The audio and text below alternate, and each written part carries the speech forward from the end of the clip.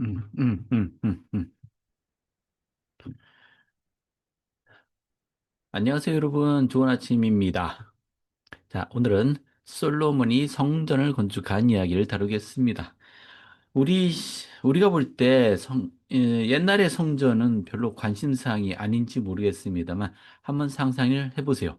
이스라엘 자손들이 애굽 땅에서 놓여 나온 지 이제 거의 500년이 돼가는 때입니다.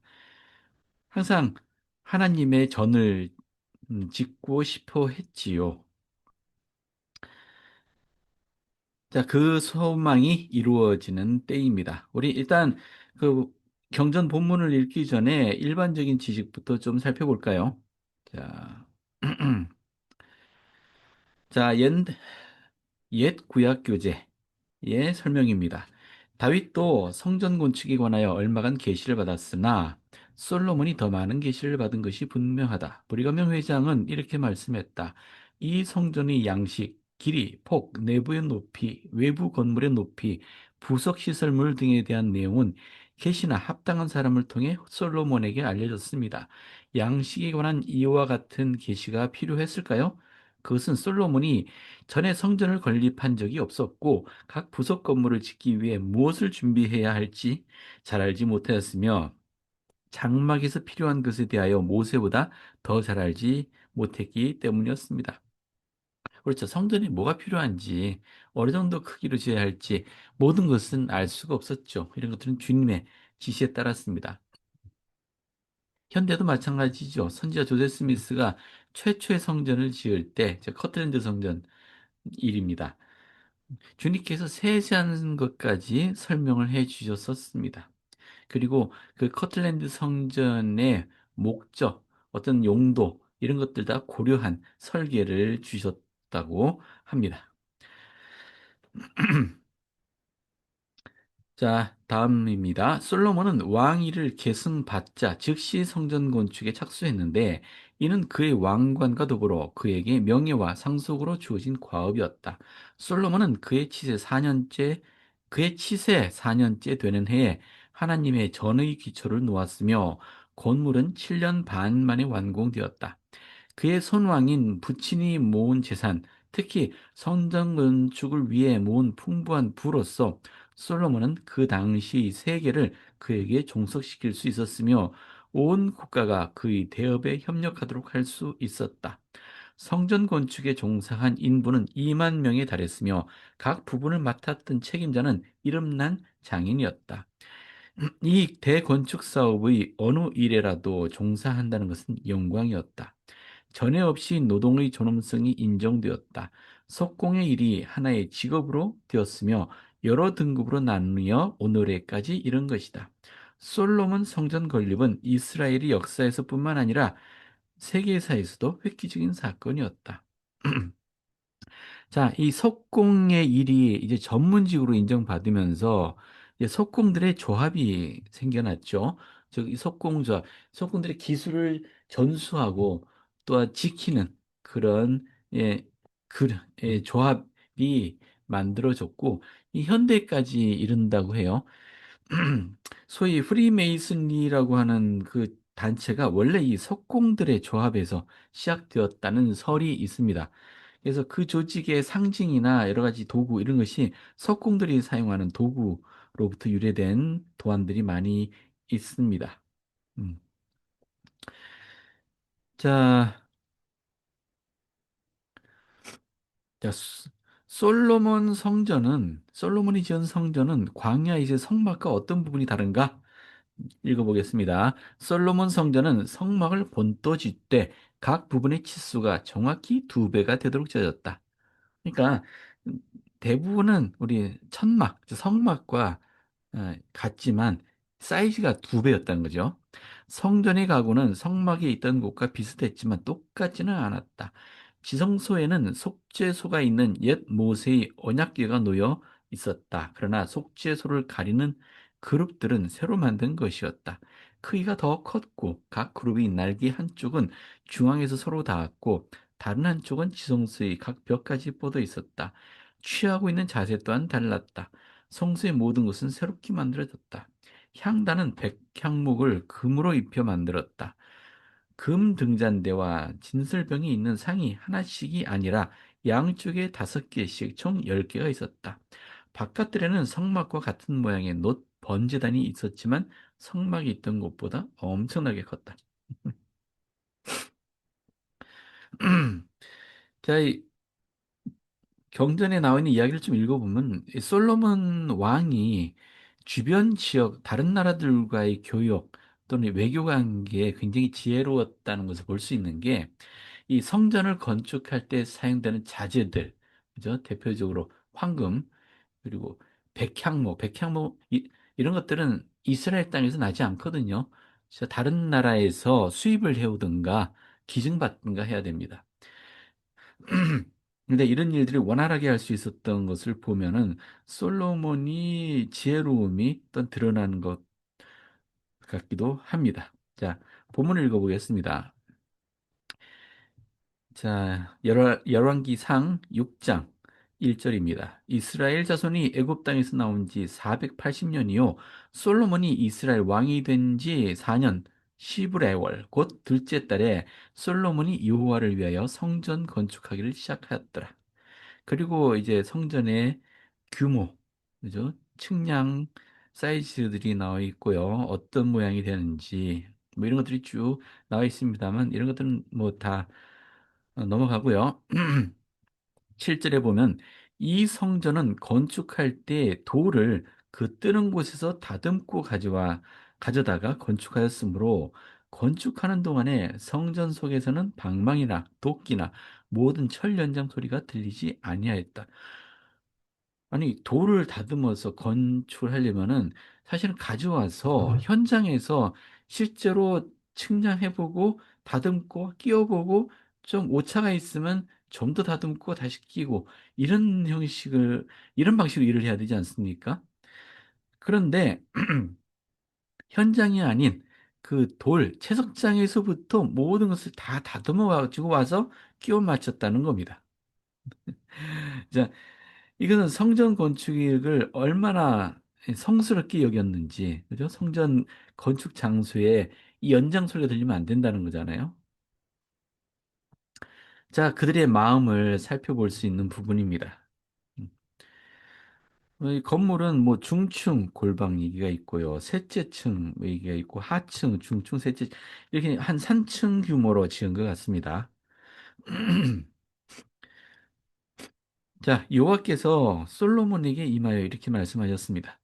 내가 지금 이 성전을 건축하니 네가 만일 내 법도를 따르며 내 율례를 행하며 내 모든 계명을 지켜 그대로 행하면 내가 내 아버지 다윗에게 한 말을 내게 확실히 이룰 것이요 내가 또한 이스라엘 자손 가운데 거하며 내 백성 이스라엘을 버리지 아니하리라 하셨더라. 조건이 있죠? 하나님께서 이스라엘 백성들 가운데 거하며 버리지 않으실 그 조건이 뭡니까? 자, 하나님의 법도를 따르고 율법을 따른다는 얘기죠. 율례를 행하며 모든 계명을 지켜라. 그죠? 자, 성전 내부 장식 뭐 이런 것들이 나오는데요. 여기 보면은 자, 여호와의 언약궤를 두기 위한 성전 내소를 마련했다. 예, 성막에서는 지성소라고 하는 그 방을 만든 거죠. 이 내소라고 했네요. 자, 지성소를 얘기합니다. 내소 안에는 감람나무로 두 그룹을 만들었어요. 나무로 천사의 상을 만들었는데요. 이 천사의 상은 날개가 달린 사람의 형상을 띠고 있죠. 근데 보시면은 이 그룹의 높이가 각각 10규빗이라 돼 있어요. 1규빗이 45에서 한 52cm? 뭐 이건 사람에 따라 다르니까요. 이 정도라고 한다면 10규빗이면은 이, 이 상이 높이가 4.5m, 최소한 4.5m라는 얘기잖아요. 엄청난 사이즈입니다. 그렇지 않아요? 이 건물 안에 넣는 용도로서는 큰 사이즈입니다. 날개도 5규빗이에요. 2.5m 정도 되는 날개를 가지고 있습니다. 자, 그리고 나무로 일단 깎은 다음에 금으로 이것을 입혔다라고 하네요. 뭐 여러 가지 또 하여튼 뭐 온갖 자재들, 금들 써서 어떤 문양을 만들었는지 나오고요. 솔로몬이 7년 동안 성전을 건축하였다라고 하네요. 그리고 나서 또 솔로몬은 자기 왕국을 13년 동안 건축했습니다. 그러니까 7년 더하기 13년 하면은 총 20년 동안 건축 사업을 계속했습니다. 자, 이건 상당히 큰 역사입니다. 여기는 상당한 재물이 필요했을 겁니다. 이 모든 것을 다윗 때부터 준비했다는 거 아닙니까? 어? 자, 그래서 이 원활하게 이 작업을 할 수 있었다라는 얘기입니다. 그리고 솔로몬이 자, 8장 8절에 또 그가 장가든 바로의 딸을 위하여 바로의 딸 이집트 공주하고 정작 결혼을 했었죠. 또 집을 지었는데 솔로몬의 왕궁과 비슷하게 그죠? 음, 이 지었다라는 얘기고요. 음, 쭉 넘어갈까요? 여기 재밌는 게 하나 있어서 한번 살펴보겠습니다. 8장 23절에 보면은 또 바다를 부어 만들었으니 그 직경이 10규빗이요. 어이구 엄청난 크기네요. 그 모양이 둥글며 그 높이는 5규빗이요. 그러니까 직경이 10규빗이고 높이가 5규빗이라는 얘기는 이 공 모양으로 공을 반으로 딱 자른 모양의 형태란 얘기죠. 주위에는 30규빗 줄을 두를만 했다. 그죠? 둘레가 30규빗. 오. 이 바다가 뭔지 보기 위해서 영어를 봤는데 And he made a molten sea라고 진짜 바다라고 했네. 이 바다. 자, 이 바다가 뭐냐? 좀 이따 볼게요. 그리고 이 바다는 아, 그 12마리 소가 받치고 있는 형상이었습니다. 셋은 북쪽, 셋은 서쪽, 셋은 남쪽. 동서남북에 각각 황소가 세 마리씩. 자, 이 황소는 이스라엘의 12지파를 상징하겠죠. 그리고 이 바다, 의 두께가 한 손 너비만 있다. 엄청난 두께. 자, 그리고 백합발을 양각으로 새겼다. 이게 뭐냐? 일단 보자는 사진들 좀 볼까요? 자, 이게 솔로몬 성전 네, 모형입니다. 실제 지금 남아있지 않으니까요. 이런 모양으로 생겼습니다. 꽤 크네요. 그죠? 넷들이 있고 맷들이 있고 이렇게 생겼습니다. 그리고 자, 이게 뭐 단면이 보이네요. 자, 이런 식으로 안에 성소 내실이 있고요. 밖에 제사장이 분향하는 향단이 있고요. 뭐 이렇게 생겼습니다. 그래서 하층, 중층, 상층 이렇게 나뉘어 있고요. 자, 뜰에는 이렇게 여러 물두멍들이 있어서 여기서 제사장들이 손을 씻을 수 있습니다. 그리고 여기에 보이는 게 이게 바다고요. 여기에 큰 제단이 있네요. 여기는 엄청 많은 재물들 한꺼번에 받칠 수 있을 것 같네요. 자, 요 바다. 이 다른 그림도 좀 볼까요? 사실은 사이즈가 10규빗이니까 4, 5미터 되는 여기에 아마만 가장 그럴듯해 보입니다. 어, 자, 요런 걸 만들어서 뜰에 뒀단 얘기잖아요.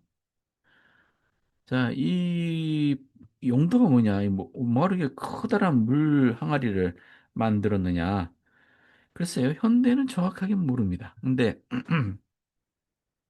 이 보시면은 자, 최신 구약 교재에는 이렇게 설명하고 있습니다. 솔로몬 성전에는 10개의 놋 물두멍과 함께 부어 만든 큰 바다가 있었는데 이는 놋으로 된 그릇 모양이었다. 이것들은 의식에서 깨끗하게 하는 데 필요한 물을 공급하는 데 사용되었다. 이 바다는 12마리의 놋으로 만든 소의 등에 얹혀 있었고 3마리가 한 방향을 바라보는 식이었다.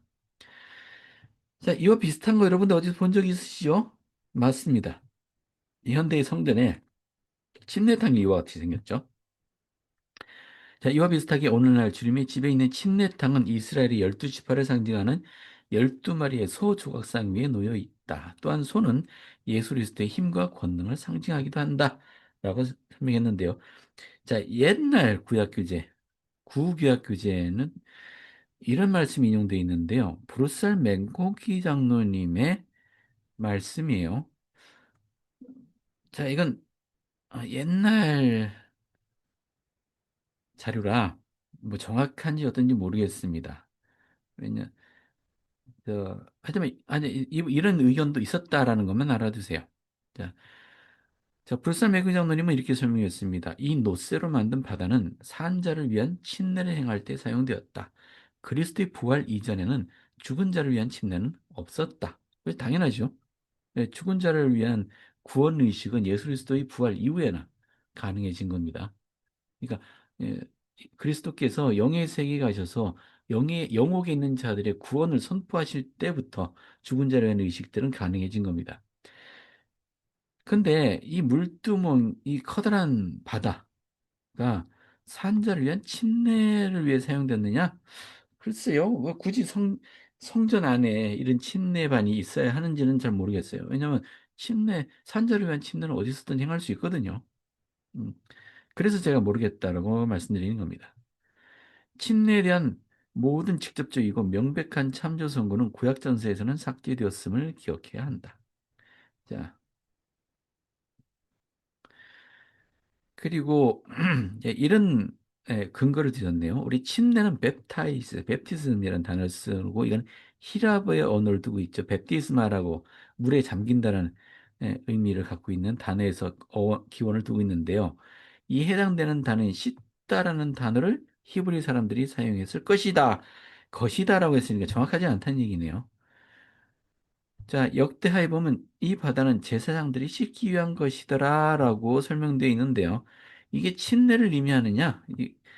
어, 자, 정확하지는 않습니다. 그래서 이 부분은 교회에서 조심하는 것 같아요. 그래서 옛날 교재에 있는 이 설명을 현대 교재에서는 생략했습니다. 단순히 씻는 용도, 자, 제사장들이 씻는 용도로만 한정되어 설명하고 있습니다.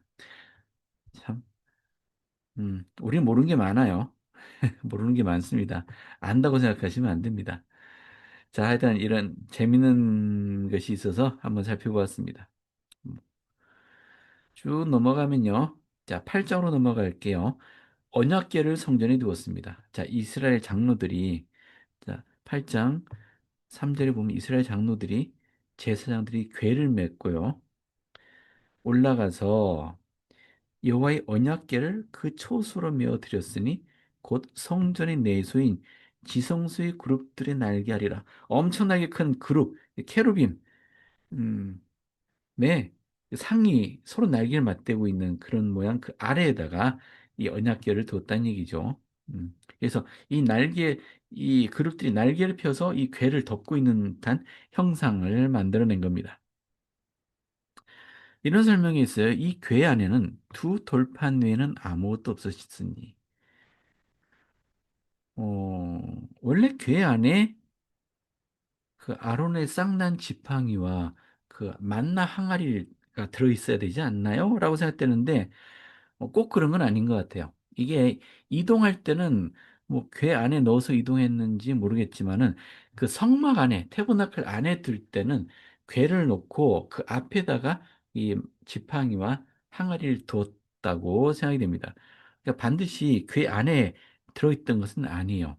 그리고 이 아론의 지팡이와 이 만나 항아리는 어떻게 되었는지 모릅니다.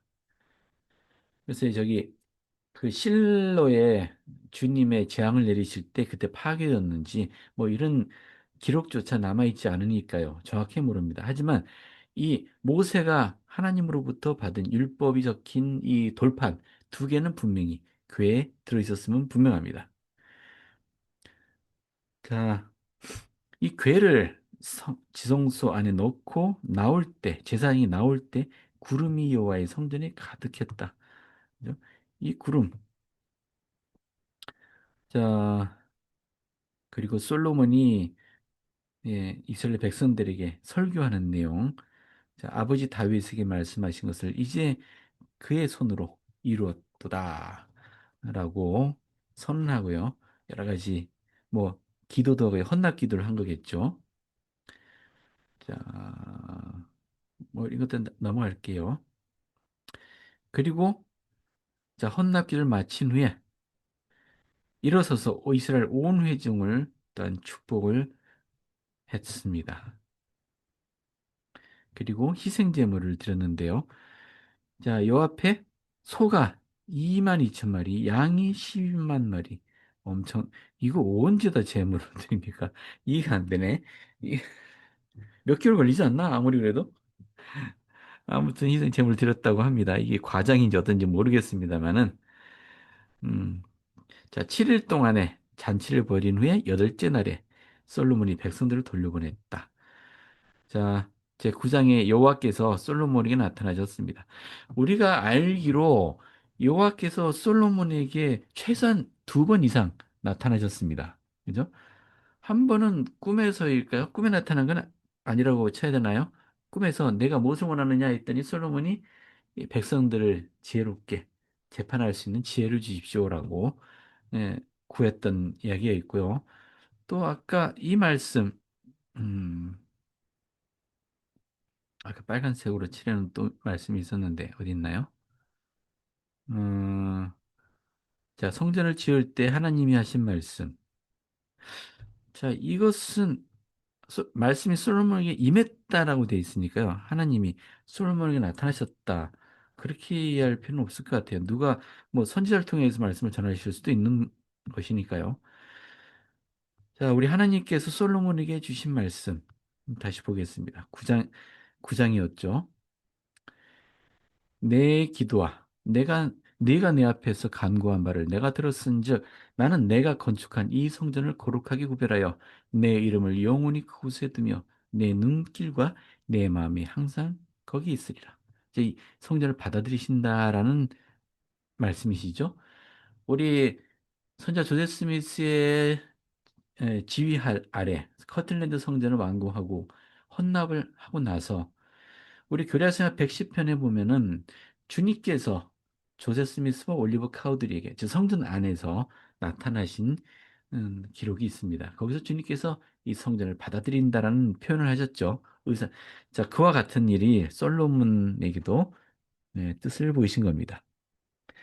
내가 만일 내 아버지 다윗이 행함 같이 마음을 온전히 하고 바르게 하여 내 앞에서 행하며 내가 내게 명령한 대로 온갖 일에 순종하여 내 법도와 율례를 지키면 그러면 내가 내 아버지 다윗에게 말하기를 이스라엘의 왕 위에 오를 사람이 내게서 끊어지지 아니라 한 대로 내 이스라엘의 왕 위를 영원히 경고히 하려니와 만일 너희나 너희 자손이 아주 돌아서서 나를 따르지 아니하면 내가 너희 앞에 둔 나의 계명과 법도를 지키지 아니하고 가서 다른 신을 섬겨 그것을 경배하면 내가 그들에게 준 땅에서 끊어버릴 것이요 내 이름을 위하여 내가 거룩하게 구별한 이 성전이라도 내 앞에서 던져버리리니 이스라엘은 모든 민족 가운데서 속담거리와 이야기거리가 될 것이라. 왜 하나님이 이 성전을 던져버리라고 하신 거죠? 그들이 나를 따르지 않을 때, 그죠? 제임스 이 탈미지 장로님께서는 선지자의 경고가 무시되거나 성시되었을 때 어떤 일이 일어나는지 이렇게 설명했습니다. 자, 여기서부터입니다. 이 훌륭한 건물의 영광은 잠깐 동안 지속되었다. 헌납 이후 34년, 솔로몬이 죽은 지 불과 5년이 지나자 성전이 지닌 영광이 쇠미하기 시작하였다.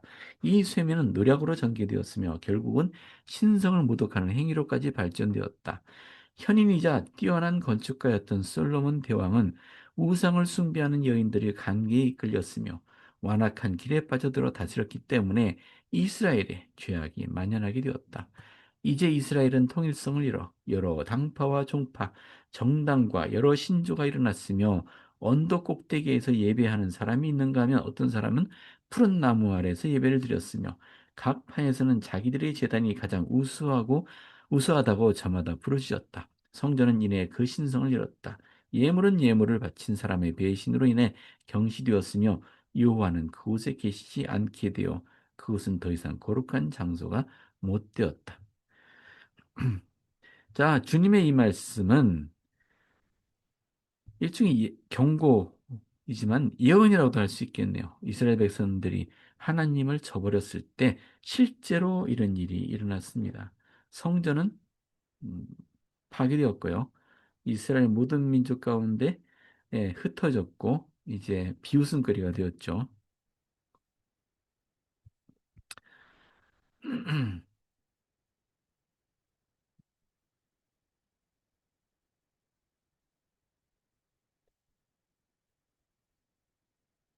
자, 우리 그 솔로몬의 대공사, 7년간의 성전공사, 그리고 13년간의 왕궁공사, 그 결과 어떤 일이 일어났는지에 대한 후속적인 설명도 한번 읽어보겠습니다. 솔로몬의 엄청난 건설 공사는 세계적으로 널리 알려졌습니다. 그러니까 굉장히 유명해졌고 이스라엘이라는 나라, 이야 대단하다 이런 소문이 돌았겠죠. 칭송받았습니다. 하지만 그것으로 말미암아 그의 왕궁 내에는 심각한 문제가 발생했다. 그는 이 공사를 마치기 위해 백성들에게 무거운 세금을 부과했고 그들을 강제 노동에 동원했다. 백성들은 드디어 불평하기 시작했고 그들의 분노가 터지기 시작했으며 특히 북방 지파들이 그러했다. 평민들의 생활은 비참한 상태에 놓이게 되었다. 과거에는 사람의 재산이 그가 소유한 땅과 가축의 수와 가족의 규모에 의해 평가되었다. 솔로몬이 광범위한 경제 개혁은 그 제도를 변경시켰다. 토지는 이제 가장 중요한 재산이 아니었다. 사실상 그것은 일종의 부담이 되었다. 많은 땅을 소유할수록 그는 더 많은 농작물을 재배해야 했으며 이렇게 하여 그는 12달마다 수납의 때가 이르면 왕의 관리들에게 더 많은 것을 바쳐야만 했다. 이와 마찬가지로 가축은 세리에게 넘어갔고 아들들은 3개월마다 한 달씩 왕의 강제징용으로 강제 노동을 하지 않으면 안 되었다. 부는 재산으로 평가되는 것이 아니라 한 인간이 운영한 돈의 액수에 의해 평가되었다. 확실히 해마다 더욱더 많은 금과 은이 이스라엘에 유입되어 들어왔다. 그러나 이스라엘이 평민들에게는 극소수에게만 돌아갔다. 그래서 그들은 생계의 대부분을 왕의 국고에 의존하지 않을 수 없었다. 그 반면 돈은 점점 불어나는 외국의 부채를 갚거나 왕궁의 관리들과 왕에게 고용된 상인과 기술공의 급료와 성전과 왕궁의 유지비 및 다른 경비로 지출되었다. 이스라엘 역사상 처음으로 빈부의 현격한 차이가 생기게 되었다. 왕과 그의 집안은 부유했고 평민은 가난했다. 이들 간에는 보수를 받는 공무원과 상인과 장인이 있었으며 그들의 대부분은 그 당시 동업조합을 조직했다. 그와 같은 계급 분리는 불과 50년 전 다윗과 같은 목자가 왕으로 기름 부음 받았던 이스라엘에서는 전혀 알려지지 않은 것이었다. 이렇게 되리라고 사무엘이 예언했었지 않습니까? 이렇게 되리라고. 음. 우리는 오늘 이 솔로몬이 성전 건축, 왕궁 건축 이 보면서 그를 칭송해야 될까요? 어떻게 생각해야 될까요? 하나님께서 성전을 지으라고 하신 건 분명합니다. 근데 제가 아까 언급은 하지 않았지만 이 성전을 건축하는 데 7년, 근데 왕궁을 건축하는 데 13년.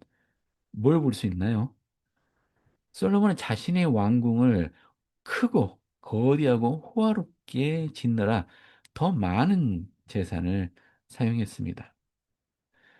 가장 좋은 것을 하나님께 바친 것이 아니고 하나님께 바친 것보다 더 좋은 것을 자신을 위해서 만들었습니다. 음, 자, 좋습니다. 뭐, 그래, 자,